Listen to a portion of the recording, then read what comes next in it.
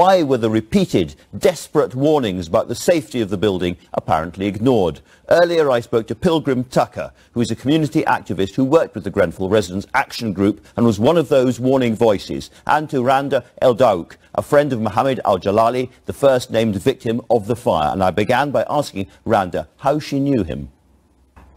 I knew him from the Syrian community, and he was loved by all of us. He was loved by people who knew him very well, by people who didn't know him very well, but just through the community. And it's just really sad to see what his family must be going through now. Obviously, they have questions about Mohammed himself. How did this happen? He didn't manage to escape the building, but his body was not burnt. How did that happen?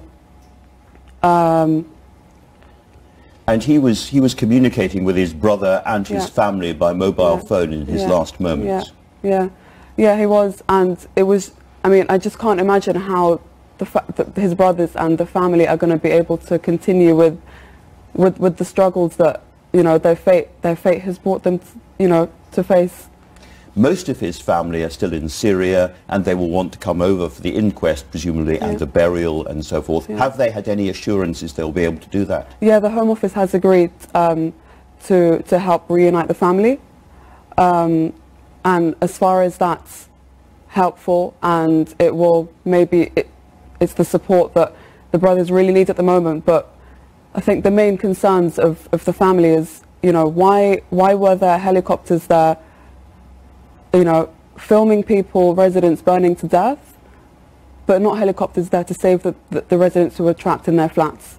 I think this question will haunt them for the rest of their lives. I mean, I assume that it's very, very dangerous for a helicopter to go so close to something so hot. Maybe the answer. But there'll be lots of questions, presumably, the family will want to hear answers to now. Yeah, I mean, surely there are ways for obviously the helicopter could have been spraying water into the building, or even they could have had platforms and nets for people to jump out into. I mean, and the rest of their questions, I mean, a public inquest or an inquiry might answer some of them, but I think the ultimate question is, will all of their concerns ever be resolved? Randa, you've been in touch with the family, I think, since these terrible events in Syria. How are they coping? Not very well. Not very well at all. I mean, of course, it's going to help that their family are going to come, but they need closure, and that's going to take a very long time. And the question is, are they ever going to get that in full? Thank you, Randa. Pilgrim Tucker, you were involved in the community campaign on a lot of these fire issues, going back quite a long time. Yeah. Now, 7 months or so ago, there was a blog which was very, very explicit about the danger of exactly this kind of fire happening. Just tell us a little bit about the campaign and the frustration of not getting the message through.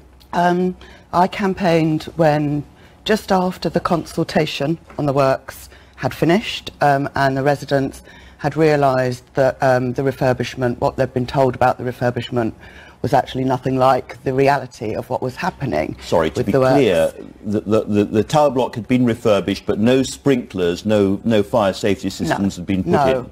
There was some work done on the boilers, but the rest, I think, what a lot of people are now saying, there was this cladding on the building. Now, people are now saying that was for cosmetic purposes, while there were all these very, very basic sort of safety things that needed doing, like stuff around the fires and the lights on the stairwells. And I'm sorry to stop you again. So what you're saying is, inside the building, relatively poor families were living in unsafe conditions, but to make the building look pretty to everybody outside, you put cladding on from the outside. That's certainly what people in the area think and are saying. Well, we now know it's obviously substandard, and it wasn't, wasn't good quality, and they cut costs on the cladding and used the cheaper cladding. Apparently, it was the more flammable one. That will all be looked into, I expect. But the quality of the work going on when I was working with them was so poor.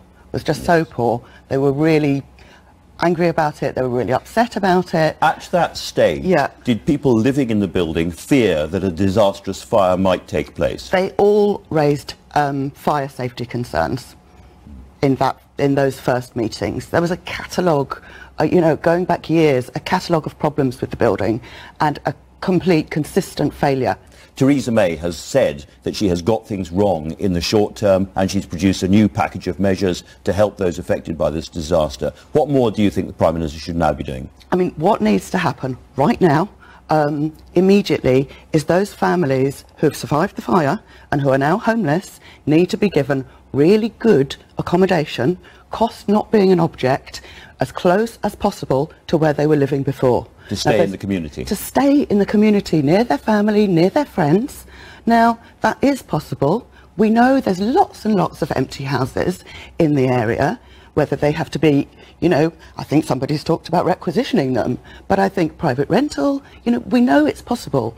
And it's just indicative of how these people felt, you know, they were treated, and I think now how they really strongly feel now is they are the lower income. They're not all poor, they're just ordinary working people. They're not very, very wealthy, and they are just not a priority. They're not important. And the government and the local, you know, the local authority have treated them like rubbish, basically, and they continue to do it.